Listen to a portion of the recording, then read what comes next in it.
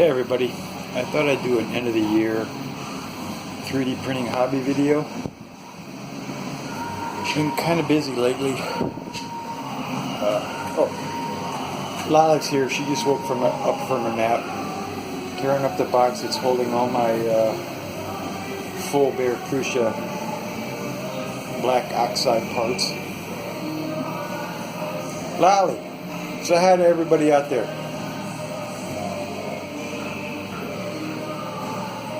So, I've got a day job. I'm sitting here with our Oak Street Brewery's Hogan's Hefeweizen. #1 seller this month. I didn't think people were going to like it here in New Orleans. They love it.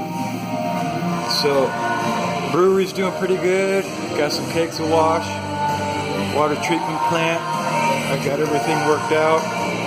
So this guy here holds 167 gallons of reverse osmosis water, the best water you can get in New Orleans. Added this 3D printed part to this IR sensor water level into Uno that I placed in this box that controls that SSR that opens and closes this 110 valve. So when we start using water, this turns on, fills the tank, and then turns off once the water level gets up to here. And then we're getting ready to brew another 3 barrels of scotch.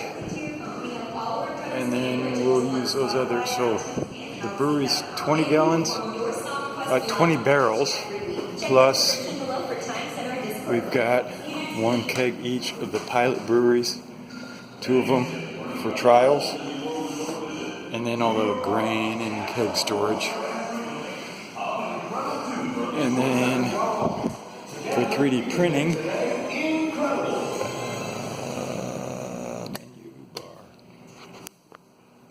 So our tap handles I've 3D printed, and those over here are going to be for the hard seltzers.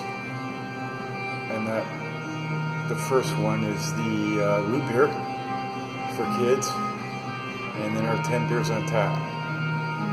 All 3D printed. And Camping 3 and Prusa Minis.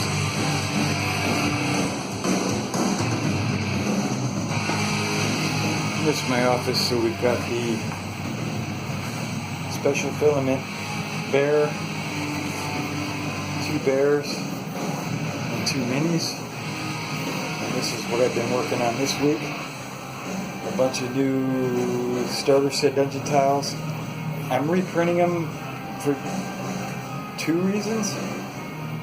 One, they're done on the minis or the bears and print better. So I'm using Prusa slicer and the bases. Come on, focus. You're not going to be able to tell.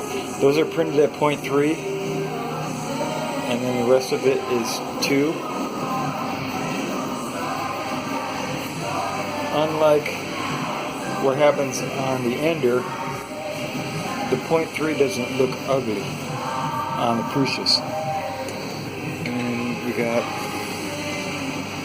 this guy, 0.3 for the base. Pretty freaking awesome. And then 0.2 for the rest. The 0.1 looks a little better, but I don't want to take the time. And then I redid for my Dungeon Master screen these round ones. The texture compared to the texture of Fat Dragon Games kind of sucks. So that the plain hole, I'd much rather have this guy. So the 2 demons were printed on the minis, laid down like laid down like this. And in Prusa Slicer, I went from the top all the way down to just as these tiles turn green for 0.1. And it's freaking perfect. Come on, focus.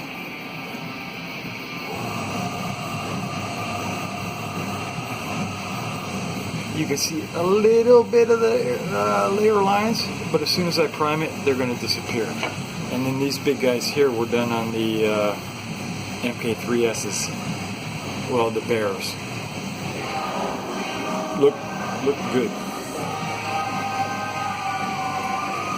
And then over here I'm reprinting the rectangle dice tower, the extended version, so the dice come out a little better. So the MK3s I've done a lot of work on. Full bear, the bear X-axis, the bear X-axis, and the bear extruder. For some reason, Prusa will not fix the motor position on the stock Prusa.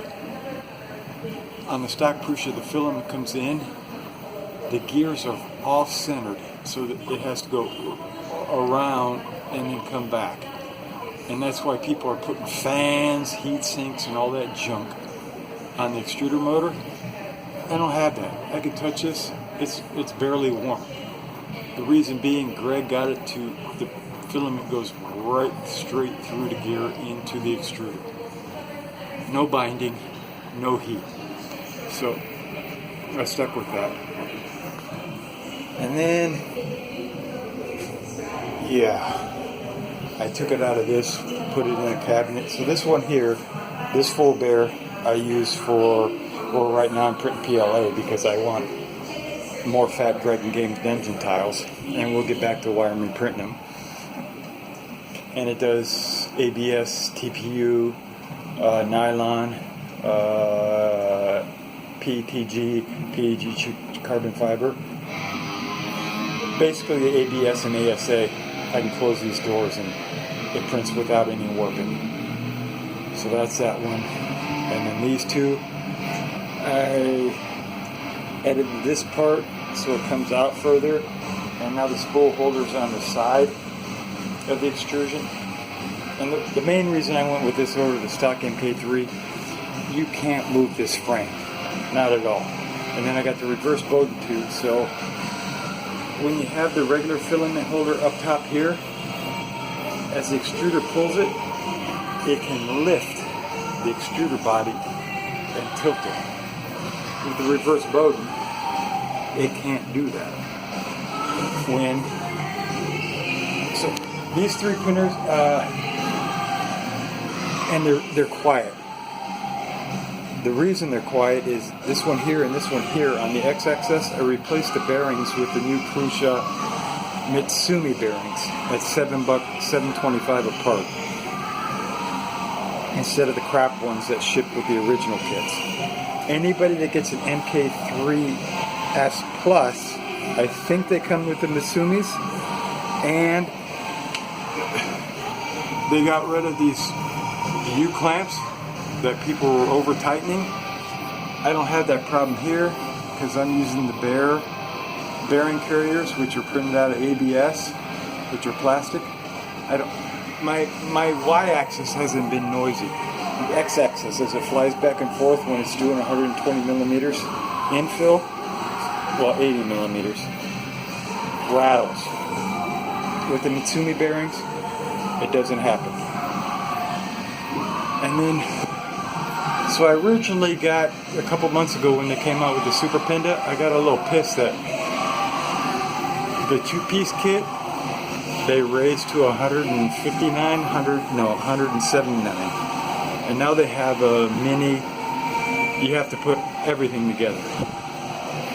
I got a little pissed. Okay, let's take an Ender 3 Pro and make it better.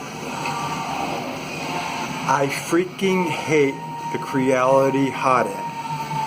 If you're using a Creality hot end, good for you. I'm done. Done.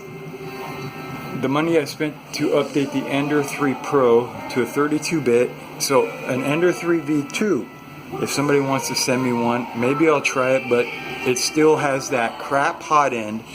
A 4010 fan will never cool PLA enough, and the Bowden tube going all the way down to the nozzle will never work reliably 100% of the time. So on the Mini, which is $349 if you get the kit version. Well, let's go back. So this guy here is 8 months old. I haven't even changed the nozzle. The only modifications I've made is a multicolored front panel because I could, didn't need to be done. And then I added a really loose zip tie up here. The reason I did that, sometimes if you print it up high enough, the cable would flip over and catch the motor on the way down. Now I can't do it. That's the only two modifications I made to this guy, 8 months. And it's printing. I dare you to print a tile that good. This guy here is 3 months. And it's going. The only modifications I may make in the future is changing that guy to the new Bondtech where they cut it out. So the Bowden tube only goes to about here. It doesn't go all the way down to the hot end. So you can print any material you can print on an MK3S, you can print on a Mini. Right now I'm just using the Minis for PLA, printing many Fat Dragon Games tiles. And these two guys here have only been printing PLA for the last 3 weeks. And this is the only one where I print all my exotics, TPU, wood grain, and that nozzle gets replaced every 4 months. So the MK3S Plus, yeah, if you could only get one printer, get that.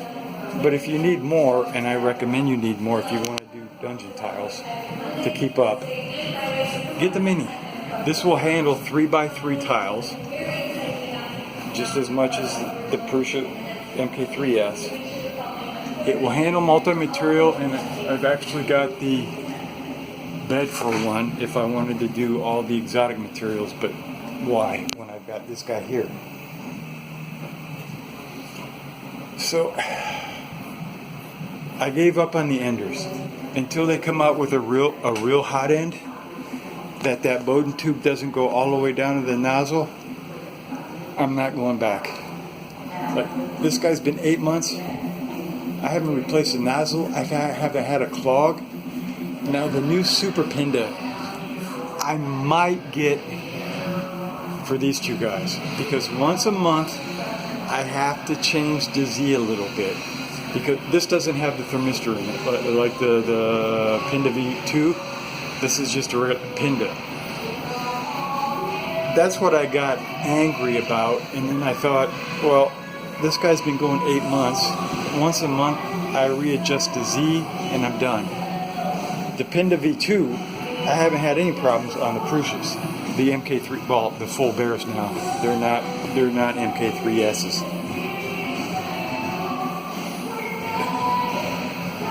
So I wanted the Ender 3 Pro to work, but I started spending just as much money with an E3 dip mini board, a new extruder, dual Bondtech gear extruder, and that freaking hot end would still jam once in a while. But I've changed the bearings on these guys. Well, the MK3s, if you could only get one printer and you wanted to do multi-materials, I could recommend them. If you just want to print dungeon tiles, get a couple Minis.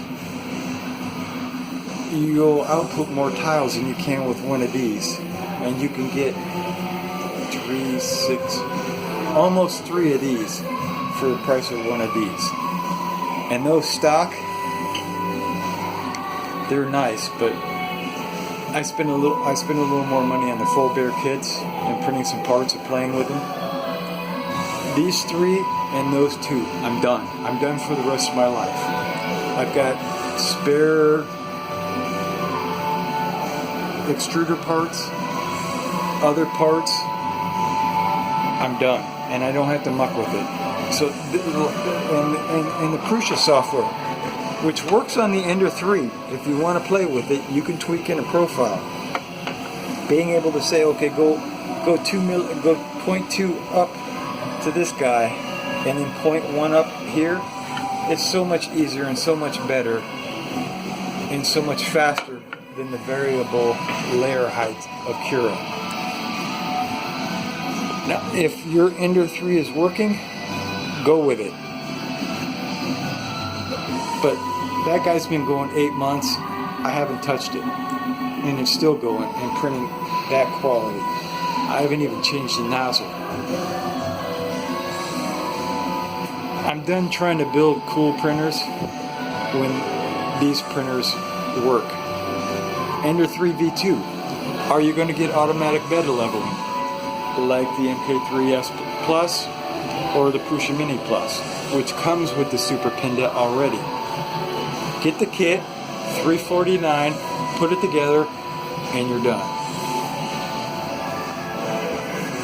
So that's my end of the year dungeon tile 3D printing hobby. So from both Lolly and myself, have a happy new year.